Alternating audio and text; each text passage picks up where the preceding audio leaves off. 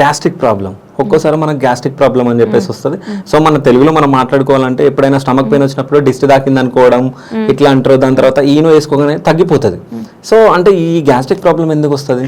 So ఈ gastric problem ఎందుకు వస్తుంది అంటే మెయిన్ థింగ్ మనకి ఇప్పుడు నేను చెప్పిన రీజన్స్ అన్ని డైటరీ హ్యాబిట్స్, బయట ఎక్స్టర్నల్ ఫుడ్స్, ఆయిలీ ఫుడ్స్, ఇవన్నీ అంటే మన డైజెషన్కి కావాల్సిన దానికన్నా దాన్ని ఎక్సెసివ్గా లోడ్ చేసేస్తున్నాం. నెక్స్ట్ థింగ్ ఏంటి అంటే మన కడుపులో యాసిడ్ ప్రొడక్షన్ ఎక్కువైపోయి లేదంటే ఇన్ఫెక్షన్స్ ఉంటాయి. హెచ్ పైలోరీ అని ఒక బ్యాక్టీరియా ఉంటుంది అన్నమాట. సో ఆ బ్యాక్టీరియా వెళ్ళి మనకి ఇన్ఫెక్షన్ తెప్పించింది అనుకోండి. సో జనరల్గా మనం చూస్తూ ఉంటాం చాలా మంది ఇయర్స్ టుగెదర్ గ్యాస్ టాబ్లెట్స్ వాడుతూనే ఉంటారు. సో వాళ్ళకి అన్ని ఇయర్స్ నేను చేసుకుంటున్నాం కదా, వీటి వల్ల మనకి ఏమన్నా అవుతుందా అనే ఆలోచన రాదు.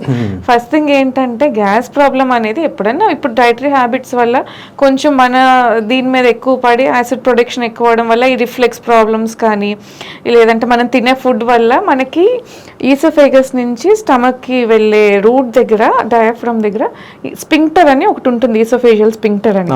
అది ఏం చేస్తుందంటే ఫుడ్ పైనుంచి కింద వరకు వచ్చేటట్టు చేస్తుంది. స్టమక్ లో చాలా pH 2.5 ఉండే యాసిడ్స్ ఉంటాయి.